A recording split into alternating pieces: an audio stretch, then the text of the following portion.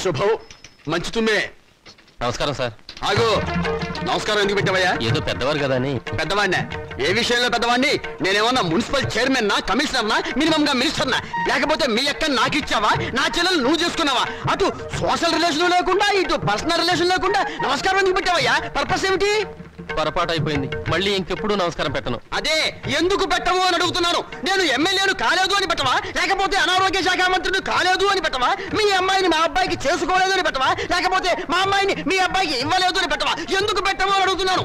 బాబు, ఇక మీదట మీకు నమస్కారం పర్మిషన్ తీసుకునే పెడతాను. పర్మిషన్ ఏమిటి? అసలు పర్మిషన్ ఎందుకు? పారిపోయాడు అర్భకుడు, అమాయకుడు, పొద్దున్నే దొరికాడు. ఈసారి కనిపిస్తే నవిలేస్తా. ఏమిట్రా బాబాయ్ పొద్దున్న ఏమన్నా నవ్వుతున్నావు? షటప్. నీ మీద పోలీస్ కంప్లైంట్ ఫైల్ అయింది. అరగంటలో పోలీసులు వస్తారు, నిన్ను అరెస్ట్ చేసి పట్టుకెళ్తారు. సిద్ధంగా ఉంది. పోలీస్ కంప్లైంటా? అవును. ఎవరిచ్చారు? నేనే. దేనికి? దేనికేమిట్రా, మౌనికకు వచ్చిన స్కాలర్షిప్ డబ్బుతో మీ రెండో విధవాయికి డొనేషన్ కట్టి కాలేజీలో పారేసేవటగా. అందుకు ఏం చేయమంటారా? వారికి మెరిట్ రాక సీట్ రాలేదు. సీట్ రాకపోతే తీసుకెళ్లి ముఠాకులు జరిపించరా, అంతేగాని ఆడపిల్ల చదువు ఆడుతావా? అడుగు తక్కువ విధవా. రేపు ఆ పిల్ల చదువుకోవడానికి ఫీజులు ఎవరు కడతారా నీ బాబు? ఆడపిల్ల చదువు ఎవరిని ఉద్ధరించాలరా? ఆడపిల్లకి పుట్టిల్లు హాస్టల్ లాంటిది. పెళ్ళవగానే హాస్టల్నే కాదు, అమ్మా నాన్నని కూడా మర్చిపోయి మొగుడమ్మడి వెళ్ళిపోతుంది. ఆడపిల్లని కంటం పాపం అయితే దాన్ని చదివించడం మహాపాపం. నేను మటుకు దాన్ని చస్తే చదివించను. నేను చదివే తీరుతాను. నిన్ను చదివించాల్సిన అవసరం నాకు లేదు. అయితే ఎందుకన్నారు? పుట్టే ముందు ఆడపిల్లవని తెలియక. తెలిసాక చంపకపోయారా? కన్న ప్రేమ ఒకటి చచ్చిందిగా. అవును, చచ్చింది. నిజంగానే చచ్చింది. అందుకే ఆడపిల్లలు బయట పారేసే పనికిరాని వస్తువులయ్యారు, మగపిల్లలు బీరువాలో దాచుకునే పవిత్ర గ్రంథాలయ్యారు. అవునే, రేపు నేను చచ్చాక కురి పెట్టాల్సింది వాళ్ళు. ఎవరు పెట్టేది చచ్చాక మనకు తెలిసేస్తుందా నాన్న? తెలిసాకపోయినా చూస్తున్నాం కదా. రంగాలని, ఓడిలని, తిరగల సీసాలని, కాటుకని, తల్లులని, తల్లొప్పులని, ఎన్ని ఖర్చులు.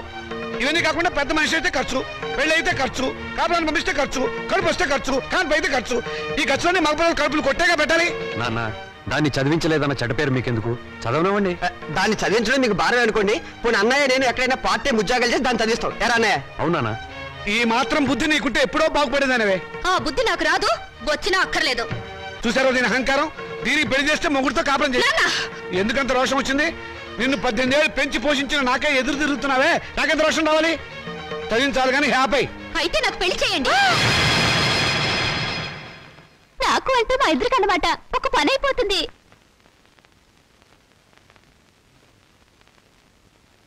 నువ్వు మాట మీద నిలబెడతావా? నిలబడతాను. కానీ ఒక విషయం, రేపు నన్ను కట్టుకున్నవాడు మధ్యలో పోతే నా గతేమిటి? వదిలేస్తే నాకేమిటి దారి? నా జీవితానికి బ్రతుకి ఏమిటి గ్యారంటీ? బ్రతికినంత కాలం పుట్టింట్లో పడి కుక్క తిండి తినాలి, మీ చేత చీచా అని పిలిపించుకోవాలి, అంతేగా? ఆడదానికి ప్రాణం పోసేది, జీవితం ఇచ్చేది మెళ్ళో తాళి కాదు, చదివిన చదువు. శభాష్, భలే చెప్పావమ్మా. నా ఆయుష్ కూడా బేషరతుగా నీకు ట్రాన్స్ఫర్ చేస్తున్నాను. రెండు కలిపి 200 సంవత్సరాలు హ్యాపీగా బతికేసాయి. నమస్కారం సార్ మూర్తి గారు. నువ్వు అక్కడే తక్కువ ఎవరా? ఎవరేం చెప్పినా నా నిర్ణయం మారదు. తెలుసురా, అడుగు తక్కువ కదవా. నువ్వు ఇలాంటి దౌర్భాగ్యపు నిర్ణయం ఏదో తీసుకుంటావని తెలిసే నేను వచ్చాను. చూడు, ఎవరు అవునన్నా కాదన్నా మౌనిక చదివే తీరుతుంది. నువ్వెలాగూ చదివించవని తెలిసిపోయింది. అందుకే నేను చదివిస్తా. ఇవాటి నుంచి మౌనిక నా రెండో కూతురు అనుకుంటా. అవునమ్మా. చూడండి మూర్తి గారు, తమరు చేయాల్సిందల్లా ఒక్కటే. దాని అప్లికేషన్ మీద తండ్రిగా ఒక సంతకం గీకి పారేయండి. దానికి కూడా ఏదైనా కూలీ కావాలని చెబితే నేను ఇస్తాను. అమ్మడు మౌనిక, విమర్శించేవాడు లేకపోతే ఎదిగేవాడికి ఎంకరేజ్మెంట్ ఉండదు. వాడి తిట్లు, చీవాట్లు నీకు విటమిన్లు, ప్రోటీన్లు అనుకో. వాడు నిన్ను కాదు అనడమే నీ ఎదుగుదలకు మంచిదారి.